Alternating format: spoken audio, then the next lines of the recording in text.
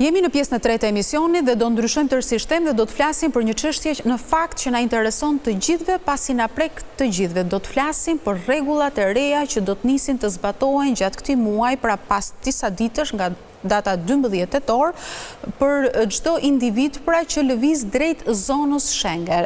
Nga data 12 tetor do të hyjë në fuqi një sistem i ri që quhet sistemi i hyrje-daljeve, i cili do të regjistrojë në fakt të gjitha të dhënat e udhëtimit, do të regjistrojë datat e mbërritjes dhe të largimit, do të mbajë të dhënat biometrike që mund të jenë shenjat e gishtave apo imazhi i fytyrës, ndërkohë nuk do të kërkohet asnjë veprim shtesë përpara këtij udhëtimi dhe si kundër është njoftuar nuk do të ketë edhe tarif shtesë për këto rregulla të reja pra që do të nisin zbatimin. Ne do përpiqemi të sqarojmë të gjitha këto rregulla cilat janë, çfarë duhet të bëjë një qytetar shqiptar që ikën pra del nga territori i Republikës së Shqipërisë dhe shkon në një nga zonat Schengen, çfarë detyrime të reja shtesë ka ky individ. Do të sqarojmë të gjitha këto informacione në këtë pjesë të tretë me të ftuarën time që është zonja Amarilda Nakuçi, është përfaqësuese e Autoritetit të Aviacionit Civil. Përshëndetje, faleminderit që jeni Ekozon. Përshëndetje, faleminderit për ftesën.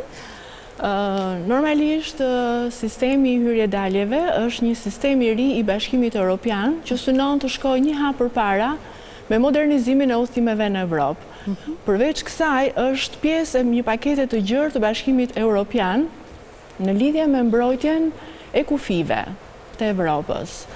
Ky sistem, ashtu sikurse dhe ju e përmendët pak më parë, do të regjistrojë në mënyrë automatike hyrjet dhe daljet e pasagjerëve nga vendet e treta që shkojnë drejt zonave Schengen. Sigurisht që fillon në 12 tetor, sikurse ju përmendët, por që nuk do të jetë e aplikueshme njëkohësisht nga të gjitha shtetet e zonës Schengen.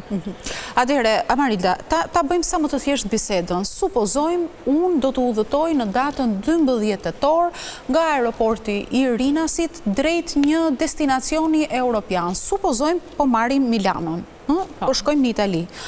Atëherë, që në momentin e parë që unë bërri në aeroportin Nën Tereza, çfarë detyrimesh shtesë kam kundrejt këtij sistemi të ri apo këtyre rregullave? Do të veproj njësoj siç kanë vepruar deri më sot? Normalisht në aeroportin e Tiranës nuk do të bëni absolutisht asnjë lloj ndryshimi nga të gjitha procedurat e mëparshme që keni ndjekur kur keni udhëtuar më parë. Sepse normalisht regjistrimi do të bëhet në aeroportet e zonës Schengen. Në hyrje, nëse nisemi nga aeroporti i Tiranës, ose në dalje, sepse mund të qellojë që dikush është për arsye pune apo turizmi në një vend të zonës Schengen, dhe në momentin mbas datës 12 tetor, nëse në atë shtet të zonës Schengen ka filluar të aplikohet sistemi hyrje-daljeve, normalisht i bie që të regjistrohet në atë shtet. Në shtetin pritës, pra ku shkojmë? Në shtetin pritës, po. Në aeroportin e Tiranës, normalisht nuk do të bëhet asgjë. Aeroportin e Tiranës unë do të vazhdoj që të bëj check-inin, do vazhdoj që vulën e kontrollit të pasaportës ta marr fizikisht. Po. Pra nuk na ndryshon asgjë në aeroportin tonë. Jo, nuk të ndryshon asgjë. Në momentin që zbresim në aeroportin në vendin pritës, aty do t'i nënshtrohemi këtij sistemi, po themi, regjistrimi. Që është një regjistrim që ndodh vetëm një herë, kur do t'jepen dy të dhëna. Të dhënat personale, që lidhen dhe me pasaportën, dhe të dhënat biometrike, që janë gjurmët e gishtërimve edhe fotoja që normalisht do të merret në kabinat të posaçme. Të gjitha këto të dhënat që do të regjistrohen do të jenë pjesë e këtij databazit të dhënave të sistemit, të cilat do të ruhen, do të përpunohen edhe do të aksesohen gjithmonë në bazë të legjislacionit dhe standardeve të shteteve të Bashkimit Evropian. Çka do të thotë që do të mirëpërdoren dhe nuk do të ketë absolutisht asnjë problematik në lidhjen me privatësinë e këtyre të dhënave. Sigurisht që ka edhe një kategori njerëzish që do të përjashtohen nga ky lloj regjistrimi. Kush janë këta? Dhe këto do të jenë ata që aktualisht kanë një vizë afatgjatë apo kanë një leje qëndrimi. Pse? Për dy arsyet për të cilat aplikohet sistemi i hyrjeve dhe daljeve. Sepse këta persona, kur kanë aplikuar për këtë lloj dokumentacioni, normalisht kanë dhënë të dhënat e tyre biometrike edhe të dhënat personale. Kështu që këta nuk do të jenë pjesë e këtij sistemi. Do vazhdojnë siç kanë qenë, siç vazhdojnë aktualisht. Po, do të vazhdojnë me dokumentacionin që kanë, me vizën afatgjat dhe me lejen e qëndrimit. Ju thatë që jo të gjitha vendet do ta aplikojnë këtë lloj sistemi? Si ta kuptojmë këtë? Po. Normalisht jo të gjitha vendet do ta aplikojnë këtë lloj sistemi në të njëjtën kohë. Domethënë duke filluar nga data 12 tetor. Pse? Sepse normalisht sistemi është një proces në vetvete, që mbartë edhe sigurimin e pajisjeve, të dhënat e qytetarëve si dhe harmonizimin e legjislacionit të këtij sistemi me legjislacionet e brendshme të vendeve të zonës Schengen. Prandaj dhe Bashkimi Evropian ka parashikuar një afat për implementimin tërësor të këtij sistemi nga të gjitha zonat Schengen, i cili do të zgjasë deri në mars të vitit 2026. Pra do të fillojë në 12 tetor. Nga 12 tetori deri në mars 2026 kemi një periudhë tranzitore, mund ta quajmë? 6 mujore, po, një periudhë tranzitore 6 mujore, e cila do të lejojë vendet e zonës Schengen të parashikojnë dhe të kenë në vend të gjitha pajisjet e duhura dhe të gjithë sistemin në mënyrë tërësore funksionale. Po, a do të ketë, se kemi dëgjuar edhe më herët që ky lloj sistemi ndoshta në këtë fazë të parë tranzitore nuk është me pagesë, pra nuk do t'i nënshtrohet në një tarifë shtesë. Mbas përfundimit të periudhës tranzitore, do detyrohen pasagerët të paguajnë ndonjë tarifë? Do të ketë në një farë regjistrimi tjetër, në një formular për cilën është folur pak më herët, apo jo? Normalisht ky lloj sistemi, pra sistemi hyrje-daljeve do të jetë falas. Nuk është folur asnjëherë që në një moment të caktuar, qoftë edhe mbas përfundimit të kësaj faze tranzitore, do të bëhet me pagesë. Kështu që informacioni është shumë i qartë dhe nuk ka asnjë diskutim tjetër paraprak që në një fazë tjetër mund të bëhet me pagesë.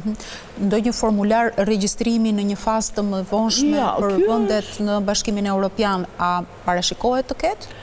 Në lidhje me sistemin e hyrje-daljeve nuk do të ketë absolutisht asnjë lloj nevoje për udhëtarë që të parapërgatiten. Sepse kur të udhëtojnë, pavarësisht se cili shtet do të vendosë të fillojë aplikimin e këtij sistemi në periudha të caktuara, do të njoftohen nga kjo shtete në momentin që do të jenë në aeroport, nëse do duhet të regjistrohen dhe regjistrimi do të bëhet vetëm me pasaport dhe do të zgjasë vetëm fare pak minuta.